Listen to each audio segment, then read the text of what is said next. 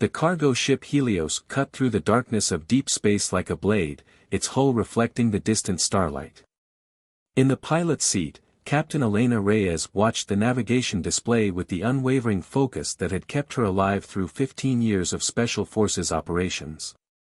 Her calloused fingers drummed against the control panel, a habit from years of maintaining trigger discipline. The ship's hold contained enough medical supplies to save thousands in the outer colonies, where bacterial infections had grown resistant to standard treatments. Elena had taken this run because it reminded her of her military days, making a difference, saving lives, even if from the cockpit of a cargo vessel instead of the battlefield.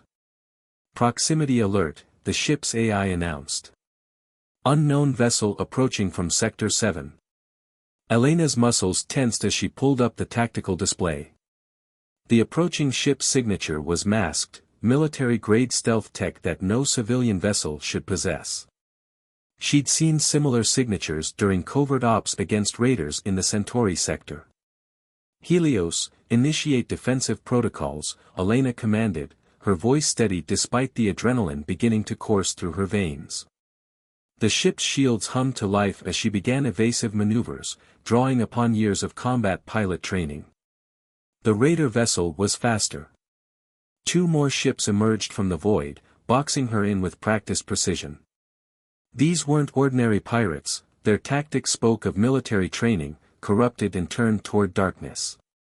Final warning, a voice crackled through the comm, power down your shields and prepare for boarding. Elena's mind raced through options, calculating trajectories and weapon ranges. The Helios was a cargo vessel, armed only with point defense turrets. Against 3 military-grade raiders, her chances were slim. But Elena Reyes hadn't survived the Battle of New Damascus by giving up. She diverted power from life support to the engines, a maneuver that would give her 3 minutes of enhanced thrust. The Helios responded like a living thing, surging forward toward the narrowest gap between the raider vessels. If she could break their formation. The ship shuddered as multiple EMP charges detonated along its hull. The lights flickered and died as systems failed in cascade. Elena's hands flew across the emergency controls, trying to restore power, but it was too late. The Helios drifted helplessly as the raider ships moved in. Elena reached for the pistol strapped under her chair. She wouldn't be taken without a fight. The airlock cycling indicator lit up, they were already boarding. She positioned herself behind cargo containers, controlling her breathing as footsteps approached. The first boarder who rounded the corner met 2 precise shots to center mass. But their armor was military-grade, absorbing the impacts. A neural disruptor blast caught Elena before she could adjust her aim, sending her crashing to the deck as her muscles seized. Through blurring vision, she saw armored figures approaching. Their movements were precise, professional. One knelt beside her, scanning her with a medical device. Confirmed, a filtered voice said. Former Special Forces, neural patterns match combat conditioning. She'll fetch a premium in the arena. Elena tried to speak, to fight, but the neural disruption had done its work. As darkness claimed her, her tactical mind was already analyzing, planning.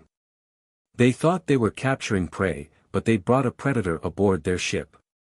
Whatever this arena was, they'd learned that some chains couldn't hold a soldier of her caliber.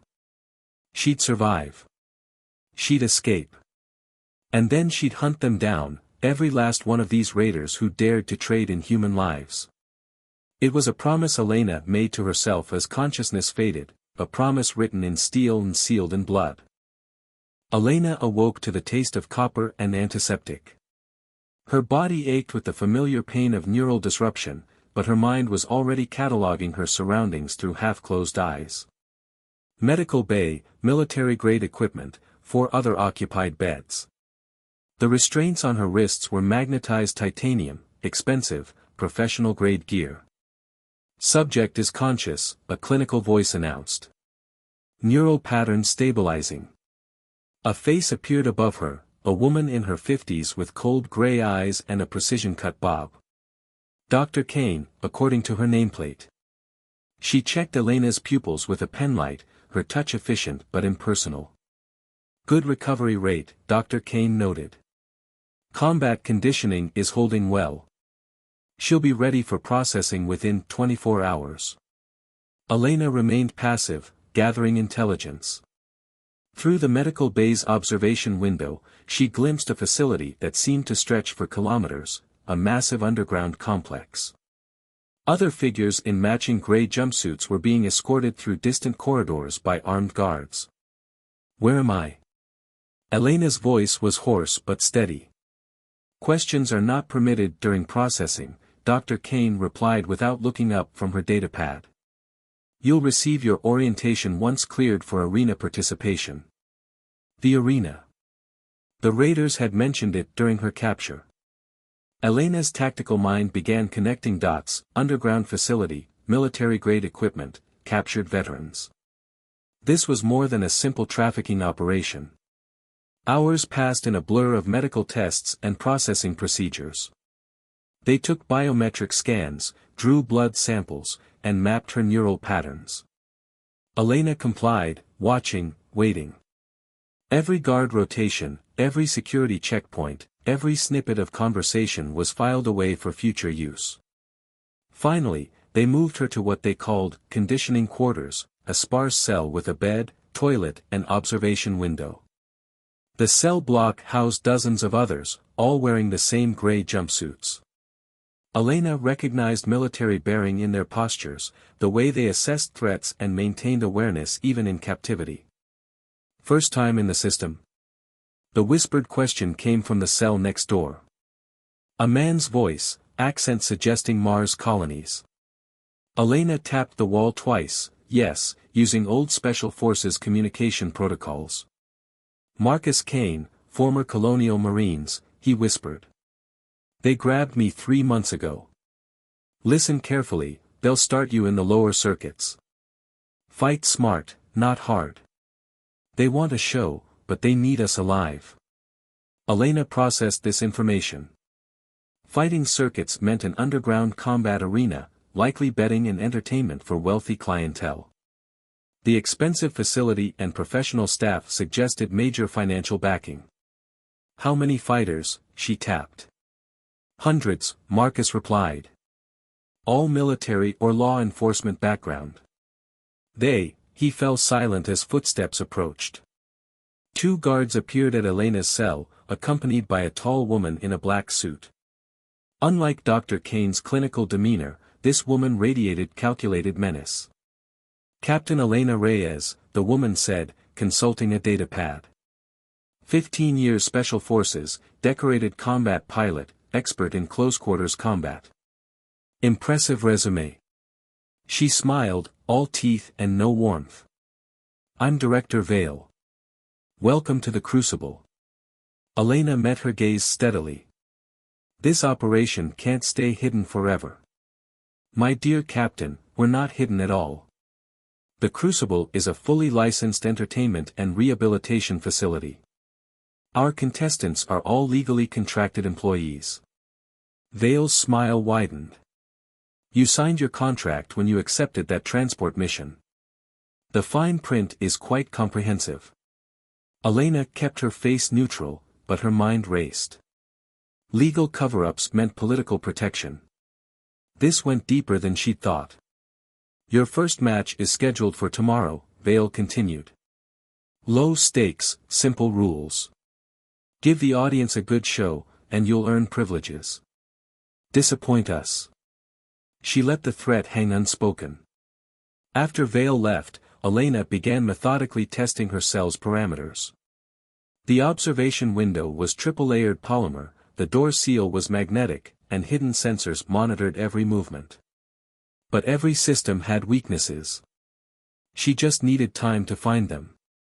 That night, more whispered conversations through the walls filled in crucial details.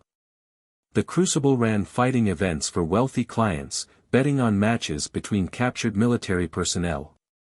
Winners earned privileges, better quarters, communication rights, even promises of eventual freedom. But no one had ever actually been released. Elena's first match came too soon. They equipped her with basic protective gear and led her through a maze of corridors to a holding area. The roar of a crowd filtered through thick walls. "Remember," Marcus had whispered, "they'll pair you with someone desperate. New fighters often face those who've lost too many matches. Winning is their only chance for better treatment." The arena doors opened, revealing a circular pit 30 meters across. Barriers could rise from the floor to create obstacles and cover. Her opponent was already waiting, a woman with haunted eyes and 2 prominent ribs. Someone who'd been in the system too long. Elena recognized the tactical situation immediately. This wasn't just about fighting, it was about demonstrating value while gathering intelligence. The Crucible wanted to assess her capabilities, but more importantly, they wanted to see how she'd handle being forced to hurt a desperate opponent. The match began. Elena's opponent attacked with the frenzied strength of someone with nothing to lose. But Elena had trained to subdue without seriously injuring. She deflected strikes, used controlled holds, and finally pinned her opponent with minimal damage. The crowd's reaction was mixed, they'd wanted blood, but Elena's technical skill was impressive. As guards led her back to her cell, she caught Vale watching from a private observation box, expression calculating. That night, Elena began planning in earnest. The Crucible's operation was sophisticated, but it depended on breaking its fighters' spirits. They expected resignation or desperate cooperation. They weren't prepared for someone who saw captivity as just another tactical challenge. In her cell, Elena started her nightly exercise routine, identical to her military days. Let them think she was falling into line, accepting their system. But every move was practice, every repetition building strength for what was to come. Marcus tapped on the wall. "You did well today. But they'll push you harder now." "Good," Elena tapped back. "The harder they push, the more we learn." She had already identified 3 potential vulnerabilities in their security systems. The guards were well trained but overconfident. The medical bay's observation window overlooked a maintenance corridor. And most importantly, she wasn't the only fighter thinking about escape. Elena closed her eyes, but her mind kept working, planning, analyzing. The Crucible thought they were running a sophisticated underground fighting ring. They didn't realize they'd created something far more dangerous, a concentration of highly trained military personnel with nothing to lose. 3 weeks of calculated victories had earned Elena what she needed most, a reputation. The Crucible's handlers had moved her to premium quarters, allowing more interaction with other fighters. More importantly, they'd begun to see her as a valuable asset rather than a flight risk. Elena had won her matches through technical skill and control, avoiding unnecessary damage to her opponents. This approach had drawn the attention of wealthy patrons who appreciated tactical expertise over brute violence. It had also earned her the respect of other fighters. During mandatory recreation periods, Elena could now move freely among the other premium fighters. They exercised together, shared meals, and most importantly, talked. Every conversation was monitored, of course, but they'd all been trained in covert communication. A gesture here, a phrase there, slowly, carefully, a plan took shape. "The monthly corporate night is coming," Marcus told her during their workout session. Their conversation looked casual, but every word was carefully chosen. "Biggest event of the season. Security will be focused on the VIP areas." Elena maintained her exercise rhythm, processing this information. Corporate night meant wealthy executives and political figures would be attending. The Crucible would want to impress them with special matches and enhanced security. It was both an opportunity and a risk. "How many cameras in the maintenance corridors?" Elena asked, her voice disguised by exertion. "Fewer than usual," Marcus replied. "They rely more on motion sensors. Maintenance crews need privacy for their work, too many important people like to conduct business here." Elena had suspected as much.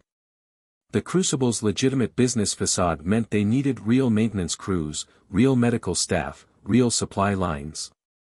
Every legitimate operation was a potential weakness. Over the next few days, Elena continued her preparation. She won 3 more matches, each victory calculated to showcase different skills. The handlers began consulting her about match strategies, giving her access to fight recordings for analysis. Every piece of information helped complete the puzzle. Dr. Kane had taken a professional interest in Elena's performance, running additional tests to study her neural patterns during fights. "Your control is remarkable," she noted during one session. "Most fighters succumb to adrenaline, but you maintain tactical awareness throughout." Elena endured the test stoically, but each session in the medical bay yielded new intelligence. She memorized security patterns, equipment locations, staff rotations. She noticed that Dr. Kane kept her access card in her left coat pocket, a small detail that might prove crucial. The plan came together in whispers and signals. 23 fighters were committed to the escape attempt, each chosen for specific skills and position throughout the facility. They had supporters among the maintenance crews, workers who'd seen too much and wanted out. Even some of the medical staff had been quietly approached. The night before corporate night, Elena lay in her cell reviewing every detail. Timing would be critical. The first matches would begin at 1900 hours. Security would be concentrated around the VIP areas. Maintenance crews would be on standby for the climate control systems. The arena needed precise temperature regulation during matches. At 0500 hours, Elena began her usual morning routine. She completed her exercises with mechanical precision, ate her allocated meal, and prepared for her scheduled match. Nothing in her behavior suggested this day was different. Her opponent was a former Navy SEAL, someone she'd quietly recruited weeks ago. They put on a spectacular show of combat skill, drawing out the match until security patterns shifted exactly as predicted. When Elena finally won, both fighters were escorted to the medical bay for standard post-match evaluation. Dr. Kane was distracted by preparation for the evening's events. She didn't notice Elena's position during the examination, didn't realize the access card was now in different hands. The next shift change would be in 12 minutes. Elena was returned to her cell to rest before her evening exhibition match. She closed her eyes, appearing to sleep, while counting down the minutes. In the cell next door, Marcus would be doing the same. The first sign that the plan was in motion was subtle, a slight fluctuation in the climate control system. Maintenance crews responded exactly as predicted, accessing service corridors throughout the facility. Security cameras experienced momentary glitches as power was redirected. When the alarms finally sounded, it was already too late. 23 fighters moved simultaneously, using security codes gathered over weeks of observation. Medical bay doors opened, releasing dozens more. Maintenance access points became escape routes. Elena led her group through the lower levels, encountering exactly the resistance they'd expected. The guards were well trained, but they'd never faced a coordinated assault by Special Forces veterans. Non-lethal takedowns were preferred. These guards were just doing their job, and dead bodies would complicate their escape. They reached the vehicle bay 12 minutes ahead of schedule. Elena had memorized the patrol patterns, knew exactly when the security response would arrive. They needed to be gone before Director Vale could implement facility-wide lockdown protocols. Teams 3 and 4, secure the perimeter, Elena commanded, her voice carrying the authority of countless combat missions. Team 2, get those transports running. Marcus, start the data upload. This wasn't just an escape, it was an exposure operation. For weeks, they'd been gathering evidence of the Crucible's true nature. Marcus had managed to access their financial records, documenting the money trail that led to corporate and political figures. As they escaped, this data would be transmitted to multiple law enforcement agencies and media outlets. The first transport roared to life as security forces breached the upper entrance. Elena's people had positioned themselves perfectly, using the vehicles as cover while maintaining clear lines of retreat. The firefight was brief but intense. their opponents quickly realized they were facing trained military veterans using familiar tactics. First transport loaded, Marcus called. Data upload at 60%. Elena directed covering fire, ensuring the wounded were evacuated first. The second transport was almost full when Director Vale's voice came over the facility's communication system. "Captain Reyes," she said, her tone still controlled despite the chaos. "You're making a serious mistake. Think about the consequences. We have resources, connections. You'll never be safe." Elena ignored the threat, focusing on the tactical situation. Third transport loaded, fourth standing by. Data upload complete. They had 6 minutes before facility reinforcements would arrive. "You could have been valuable to us," Vale continued. "We could have given you purpose, position, power." "We already have purpose," Elena replied, knowing Vale would hear her. "And we're taking back our power." The last transport lifted off as automated defense systems activated. But Elena had studied those systems, knew their blind spots and response patterns. The transports escaped into the night, carrying over 100 freed fighters and enough evidence to dismantle the Crucible's entire operation. As they ascended through the atmosphere, Elena allowed herself a moment of satisfaction. The Crucible had made a fundamental mistake. They'd imprisoned people trained to turn captivity into opportunity, to transform confinement into connection, to build strength from shared adversity. They thought they were running a fighting arena. Instead, they'd created a resistance army. And now that army was free, trained, and had nothing left to lose. The desert moon of Artemis III stretched endless and red beneath their stolen transports. Elena studied the terrain through tactical displays, noting the dust storms gathering on the horizon. They'd chosen this desolate rock for its isolation and the natural cover provided by its frequent storms, but those same features made it treacherous. Last transport touching down, Marcus reported from the command station they'd established in an abandoned mining facility. All personnel accounted for.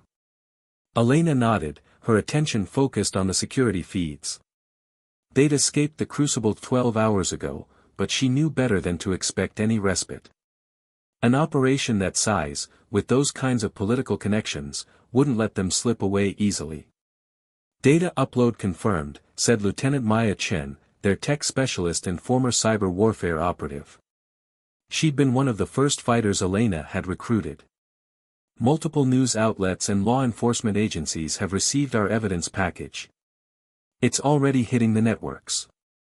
The holographic displays showed breaking news headlines: underground fighting ring exposed, military veterans freed from illegal combat arena, corporate executives implicated in human trafficking. But Elena knew headlines wouldn't be enough.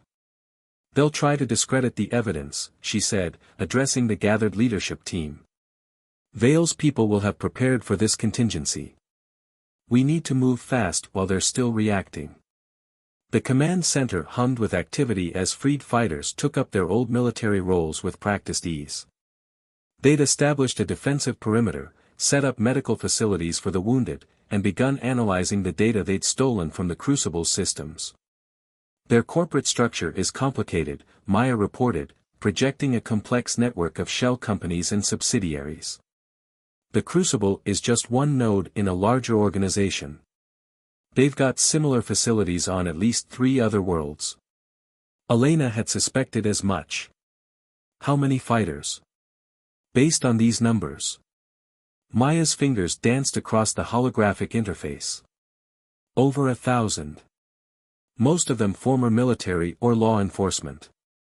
They're using the same recruitment method they used on you, legitimate-looking transport contracts that give them legal cover for the abductions. The implications were staggering. This wasn't just an underground fighting ring, it was a systematic operation targeting veterans, turning their skills into profit and entertainment for the wealthy. The thought made Elena's blood boil, but she kept her tactical focus.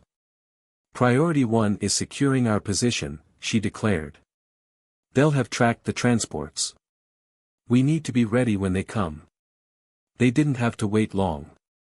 The first attack came as the larger of Artemis III's twin suns was setting. Long-range sensors detected 3 assault ships entering the atmosphere, their approach vectors suggesting military training. Crucible security forces, Marcus confirmed, studying their signatures. But something's off about their flight pattern. Elena saw it too. The approach was too obvious, too direct. Vale was smarter than that. Which meant, "It's a diversion," Elena announced. "Maya, scan the storm systems." Maya's fingers flew across the controls. Multiple signals in the dust cloud to the east. "They're using the storm for cover, at least 6 more ships." Elena smiled grimly. It was exactly what she would have done in Vale's position.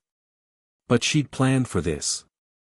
"Implement Protocol Sandstorm," she ordered. Across the facility, carefully prepared countermeasures activated. The obvious defensive positions, the ones Vale's forces would have identified from orbital scans, were revealed as decoys. The real defenses were hidden beneath the desert's surface, utilizing the old mining tunnels. The battle that followed was a masterclass in tactical deception. Vale's forces attacked the apparent weaknesses in their position, only to find themselves caught in carefully planned crossfires. The dust storms that were supposed to provide cover for the attackers instead became a weapon in Elena's hands, their sensors confused by carefully placed electromagnetic disruptors. "They're pulling back," Marcus reported after 2 hours of fighting. 4 ships destroyed, the rest retreating to orbit. But Elena wasn't celebrating. This had been too easy, given the Crucible's resources. She'd expected. The command center's lights flickered. "Cyber attack." Maya's voice was urgent. "They're not just hitting us, they're targeting every system that received our data upload. Some kind of targeted virus, incredibly sophisticated." Elena moved to Maya's station, studying the scrolling data. The Crucible wasn't just trying to silence them, they were attempting to erase every trace of their existence from official records. Military service histories, identification documents, financial records, everything that proved their fighters were who they claimed to be. "They're trying to make us disappear," Elena realized. "If they can erase our identities, then it's our word against theirs," Marcus finished. "And they've got the connections to make their version stick." Elena felt cold anger settling in her chest. Vale thought she could erase them, turn them into non-persons who could be dealt with quietly. But she'd forgotten something crucial about military veterans: they were trained to fight even when the odds seemed impossible. "Maya, can you track the attack's origin?" Maya's expression turned predatory. "Already have. They're bouncing it through multiple relays, but the core commands are coming from a facility on Europa. Heavily shielded, officially listed as a data storage center." Elena studied the facility's specifications, a plan already forming. The Crucible had revealed their desperation, and with it, their true center of operations. Vale thought she was erasing their existence, but she'd actually given them their next target. "Send word to all our people," Elena commanded. "Anyone who's willing to fight, anyone who wants payback, we're taking this war to them." The Crucible thought they could break us, control us, erase us. Time to show them exactly how wrong they were. Around the command center, she saw fierce grins appearing on battle-hardened faces. These were warriors who'd been stripped of everything, who'd fought their way back to freedom. Now they had a chance to ensure it never happened to anyone else. The desert winds howled outside, but inside the command center, determination burned hotter than any sun. They had a target. They had a purpose. And they had nothing left to lose. Europa's eternal ice storms raged around the assault ship as Elena studied the final mission briefing. The massive data center complex sprawled beneath them, its security systems hidden under the guise of corporate infrastructure. But they knew better now. "Thermal imaging confirms 3 sublevels beneath the facility," Maya reported, her hands dancing across the tactical display. "The quantum processing cores are generating distinct heat signatures. That's where they're running their deletion program from. Elena nodded, studying the facility's layout. After 2 weeks of careful preparation, they'd assembled everything needed for this final assault. More importantly, they'd gathered allies, other veterans who'd escaped similar facilities, law enforcement officers who couldn't be bought, even corporate whistleblowers who'd seen too much. Status report, Elena commanded. Marcus, coordinating from their command ship in high orbit, responded promptly. Team 1 in position at the northern entrance. Team 2 ready at the maintenance hub. Corporate security shifts change in 15 minutes. They'd chosen their moment carefully. The facility's regular security would be at its weakest during shift change, and the storm would provide cover for their approach. But Elena knew Vale would be expecting something. The question was, what kind of trap had she prepared? All teams, final equipment check, Elena ordered, checking her own tactical gear. They'd upgraded since their escape, using resources provided by allies in the military-industrial complex who'd been horrified to learn their tech was being used for trafficking. Their assault suits were top of the line, designed for the extreme cold of Europa's surface. Each team member carried specialized equipment for their role, breaching charges, electronic warfare gear, medical supplies. They'd learned from their escape from the Crucible. This time, they were better prepared. Remember, Elena addressed her team, this isn't just about us anymore. Every minute that deletion program runs, more veterans disappear from official records. More families lose contact with their loved ones. We end this today. The assault began precisely on schedule. Team 1 created a diversion at the northern entrance, making it appear like a frontal assault. Team 2 infiltrated through the maintenance tunnels, using codes provided by sympathetic facility workers. Elena led Team 3, a small, elite unit, through their real point of entry, an emergency pressure release valve that Maya had identified in the facility's blueprints. As predicted, it was less heavily guarded than the main access points. Security systems are responding to Team 1's attack, Maya reported through their secure comms. Redirecting guards to the north sector, now. Elena's team moved through the facility like ghosts, their movements precise and coordinated. Years of military training combined with intimate knowledge of how the Crucible operated made them nearly unstoppable. They encountered resistance, but it was handled swiftly and quietly. They were 3 levels down when Maya's voice crackled with urgency. Elena, I'm detecting a massive data surge. They're accelerating the deletion program. Can you stop it? Not from here. We need direct access to their core systems. Elena had expected this. Vale was trying to complete her erasure before they could stop it. Teams 1 and 2, maintain your positions. Draw their attention. Team 3, with me. They moved faster now, taking calculated risks. The facility's security responded, but they were corporate guards facing military veterans fighting for justice. The outcome was inevitable. They breached the quantum processing center to find exactly what Elena had expected, Dr. Kane directing the deletion program while Vale supervised. Both women turned as Elena's team entered, but neither showed surprise. I wondered if it would be you, Vale said, her composure perfect even now. You've caused us quite a lot of trouble, Captain Reyes. It's over, Vale, Elena replied, her weapon trained steadily. The evidence is already spreading. Too many people know the truth. Truth? Vale laughed. Truth is what those in power say it is. And we have more power than you can imagine. Even now, our allies are moving to discredit your evidence, to paint you as terrorists attacking a legitimate business. Maybe, Elena acknowledged. But you made a mistake.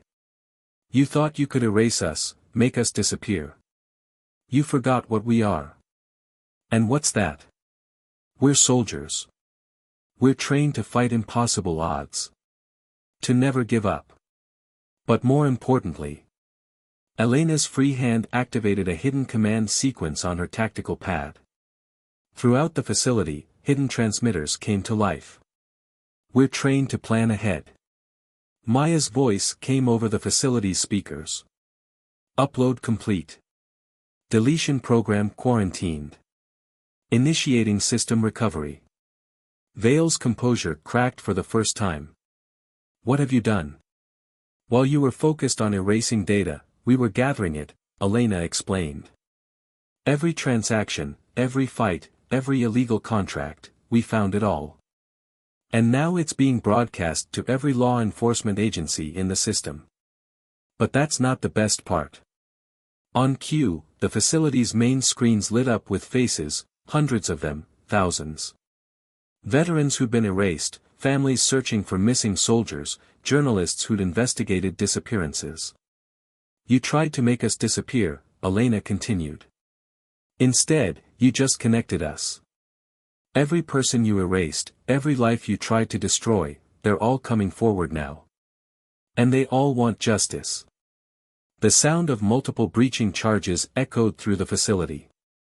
Team 1 and 2 had been joined by reinforcements, legitimate law enforcement, finally given the evidence they needed to act. It's funny, Elena said as Vale and Kane were secured. You built this whole operation around the idea that soldiers could be broken, controlled, erased. You never understood what really makes us dangerous. It's not our training, or our skills, or our experience. She looked around at her team, at the faces of warriors who'd fought their way back from the edge of obliteration. It's our ability to unite. To stand together. To fight not just for ourselves, but for everyone who can't fight back. The facility was secured within hours.